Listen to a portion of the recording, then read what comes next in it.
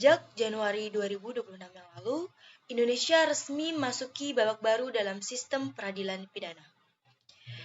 Kitab Undang-Undang Hukum Pidana atau KUHP Nasional yang baru telah resmi diberlakukan secara menyeluruh, yang sekaligus menyatakan bahwa KUHP lama, peninggalan era kolonial Belanda, sudah tidak berlaku lagi. Nah, di dalam kodifikasi hukum yang baru ini, salah satu aturan yang paling banyak menyita perhatian publik adalah pasal 256 mengenai unjuk rasa atau demonstrasi. Apakah benar aturan baru ini dapat mempidanakan masyarakat yang berdemo? Mari kita bahas. Agar lebih memahami pasal tersebut, bunyi pasal 256, yaitu setiap orang yang tanpa pemberitahuan terlebih dahulu kepada yang berwenang mengadakan pawai, unjuk rasa, atau demonstrasi di jalan umum atau tempat umum yang mengakibatkan terganggunya kepentingan umum, menimbulkan keonaran, atau huru-hara dalam masyarakat, dipidana dengan pidana penjara paling lama 6 bulan atau pidana denda paling banyak kategori 2. Dalam memahami pasal 256 ini, secara objektif, kita tidak boleh sepotong-sepotong. Di dalam hukum pidana, pasal ini menggunakan delik material. Artinya, seseorang baru bisa dipidana jika memenuhi dua syarat akumulatif sekaligus. Mari kita bedah.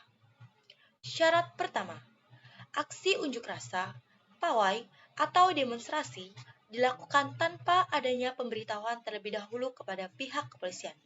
Ingat ya, bahasanya adalah pemberitahuan, bukan surat izin. Secara konstitusi, demo tidak memerlukan surat izin.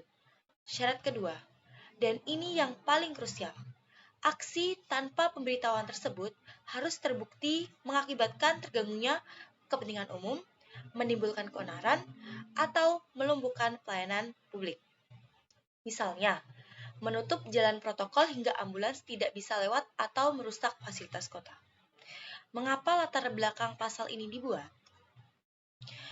Pemerintah dan perumus undang-undang menjelaskan, aturan ini lahir dari evaluasi kasus-kasus darurat di masa lalu.